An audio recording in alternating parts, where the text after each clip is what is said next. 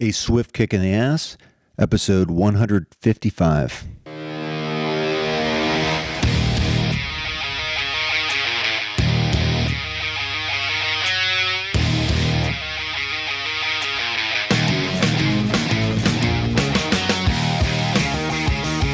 Life is challenging and difficult. No one gets out alive. Time to suck it up, Buttercup. Get ready for a monster-sized boot aimed to help you get traction on personal change and get living. I am John Curran, your host. Join me as I share my journey, exploring the forces that motivate us to change and help us get through whatever life throws at us. A swift kick in the ass. Life on your terms.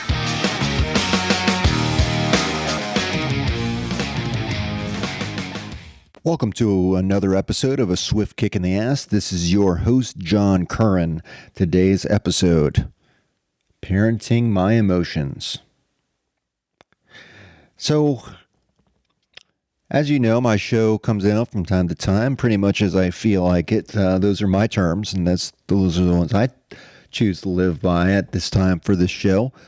But I have, in between episodes, I'm working out and doing martial arts, and I am just about halfway through my second degree of black belt. So I'm first degree, I'm about halfway through to my second degree. So I love it. This is time I not only get to spend focusing on, improving my skills and my health, physical and mental health, but it's also time that I spend with my son. And I cherish this time that I have with him and this time in my life doing martial arts. It means a lot to me. So what do you do when something that you love, when you're blindsided basically with potentially having to end doing something that you love? You can imagine there are a lot of emotions associated with that. In my case, I went to the eye doctor for a routine exam. I do that very routinely, once a year at least, because I've had issues with my eyes before. I've had LASIK surgery. I've had glasses since third grade, contacts since fifth. LASIK surgery, corrected that for a while. I didn't need any corrective lenses. Then I needed reading glasses. And, I've had floaters and I've had to deal with my eyes. This is a known problem. My grandmother had detached retina. Actually, she had two of them, both of them detached, but she did go blind in one of her eyes. So I'm keenly aware of my family history, and I want to do everything I possibly can to avoid that. That's one of the terms that I face. This is not something I asked for. This is something that was given to me, a gift from the family. So I went to my routine eye exam. They dilate me. They take a picture of my retina because in my case, my retina is stretched thin. It's very elongated, and I suffer from myopia. So myopia is nearsightedness. Without the correction, I would see very close up, like 2 or 3 inches from my face. But I have that corrected, so don't really need it, just need reading glasses. See distance just fine now. But when I went to the eye exam, I discovered that I have a tear in my retina. So when you are myopic and your retina is shaped strangely, you are prone to retinal detachment. Your retina is thin, and also as you get older too, things start to happen with your eyes. So without getting too, graphic, I had a tear in my retina. I had to go to a specialist to see what was going on, And he not only found one tear, he found two large tears in my left eye and one small tear in my right eye. Needless to say, at that moment, I just saw my martial arts career or hobby or whatever you want to call it just crashing. And in between the week, in the week that I had in between the regular doctor and my specialist appointment, I had a lot of time to think about what I was going to do. And I was taking Johnny to class. Johnny didn't miss class, but I sat out and I watched my son and my friends train. As I sat there and thought about how I was going to have to give up something that I love. Needless to say, my emotions were pretty overwhelming. And I learned that, what I've been learning the last couple of years through my martial arts training and my meditation is that I can, certain emotions feel a certain way. And when you start to recognize those feelings, you can, it kind of triggers or raises a flag so that you recognize what's going on. And I think I'm giving myself a choice now when I am triggered, because do I really want to go down that road of feeling that way and for hours or days or weeks or months or years even? When you start going down that path, that emotional path, sometimes it's really hard to pull yourself out of it. And the last couple of years, I have learned to pull myself out of it. I recognize when I'm starting to go down that path, and I make a choice. I'll use, for me, losing my sight, that's pretty emotional. Not everyone has to go through that. Not everyone has a family history. But I think one thing most people can empathize with are our pets. Many of us have pets. We have dogs and cats and hamsters and guinea pigs and ducks, and some of us have alligators. I don't. I think it would be kind of cool, but that's for another day. When I see a pet, a dog in particular, especially one that's sad or hurt, a hurt animal, my heart and my empathy is just at a very high level. And I'll actually start to feel really, really bad for that animal when there's nothing I can do to help that animal. And feeling bad doesn't change anything. It just makes me feel bad. So I've learned, that that's a big trigger for me. And I try to get out of it if I possibly can and not go down that road. The older I get, the more I kind of get tuned in to my emotions, how they feel, and what I can do about it. And to me, that's an adult way of looking at things. And I think that's what parents do. Parents kind of keep a watchful eye on what their children are doing, and they help keep them in line.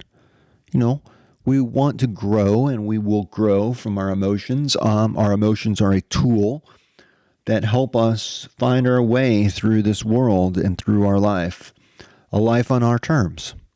And one of the biggest terms that we face is in relationship to our emotions and how we deal with our emotions, how our emotions guide our decisions.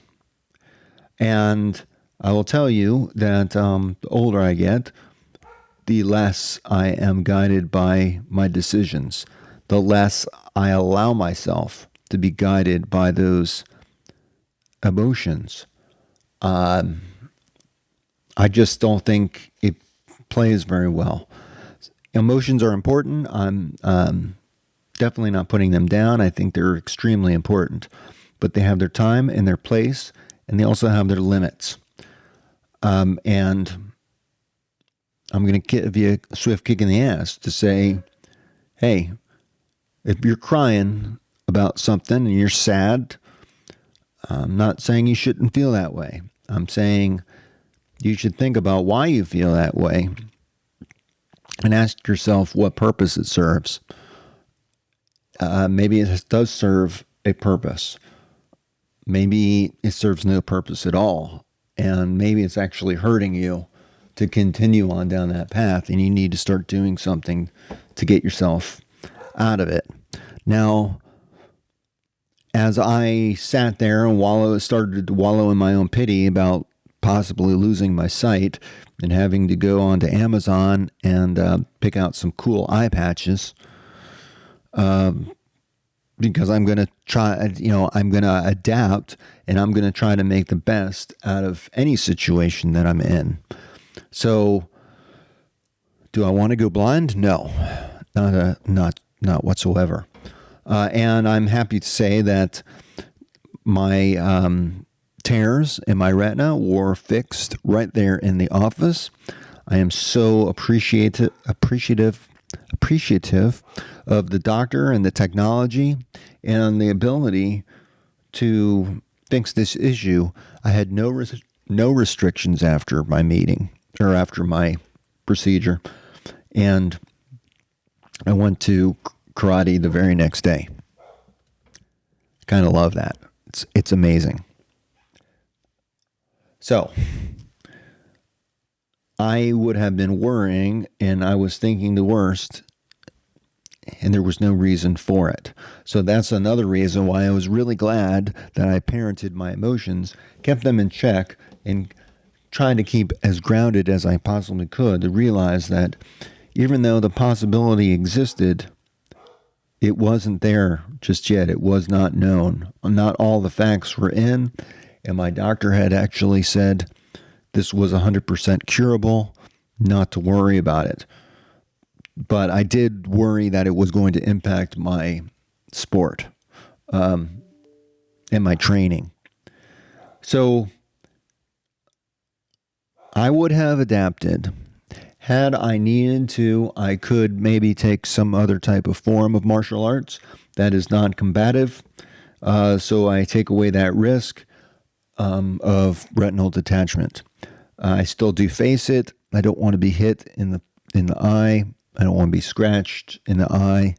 I don't want anything coming near my eye. But I need to learn how to defend myself. And I'm in the best shape of my life. I handle stress so much better. I'm much more focused. Physically, I'm doing great. Been working out all of these issues that I have, and I feel great. Why would I want to change that? Well, wouldn't want to change it at all, but sometimes life throws things at you and gives you a big swift kick in the ass, and you have no choice but to adapt. Well, you do have a choice. You can adapt, or you can just wallow in your own pity and cry like a helpless little wimpy baby who knows no better. But you hopefully are a grown adult who is capable of making their own decisions and doing what is best for them, so they get the most out of their life. And keep reminding yourself that these feelings that we have, they're temporary. They come and they go. But we can guide them, and we can allow them to kind of take over our lives, or we can kind of keep them in check. They're really just, it's a response to the situation, and your mind is searching for answers. So, we have a choice. So we can learn how to deal with that, learn to adapt, learn how to keep moving forward, or we can take some other direction. Now, the truth is, and I'm going to wrap this up, truth is that there are no promises. What we can do today, we might not be able to do it tomorrow. My dad taught me this when he was suffering from ALS. In the last days of his life, he wanted to continue to serve people, and his heart was set on serving people, and he was going to be useful up until the day he died. When he felt that he could no longer be a use or that he was a burden, he was ready to check out. And that's exactly what he did. So I love my dad. I learned a lot from him of what to do and what not to do, but I have to say that he handled his own ending, his own death. He handled that with such grace, and I hope when it's my time that I do the same. Life is full of change. Our jobs change. Our lives change. Health changes. People come in and out of our life. And, what we can do today, we might not be able to do tomorrow. But we might not have a choice in some of this. But we do have a choice in how we respond. And I remember back when Tommy died. That was a very difficult time in my life. Physically, I was in bad shape. Mentally, I was in bad shape. Just so many things were going wrong. And I never, ever want to go back there again. I never want to feel like that again. And I took ownership. Back then, I made a choice. And I'm going to live my life to its fullest. And I'm going to live on my terms. And I join you. I ask you to join me in living on your own terms. My website is slowly but surely changing. I'm adding some ebooks in an attempt to provide some good information, some good basic information that you can use and use it to make changes in your own life. I'm not trying to make a killing off of this. This is these are very inexpensive. You can get them. They're on demand. So as soon as you make the payment, you get the goods. And I'm adding to it all the time, but covers the basics. And hopefully I'll be covering more and more of these on the show. But I want you to live a worthwhile life. I want you to get the most out of your life. And I'm here to give you that swift kick in the ass to keep moving forward and keep doing better and keep making the most out of whatever life gives you. So, this is John Curran, your host. This is a Swift Kick in the Ass podcast. Until the next time, peace.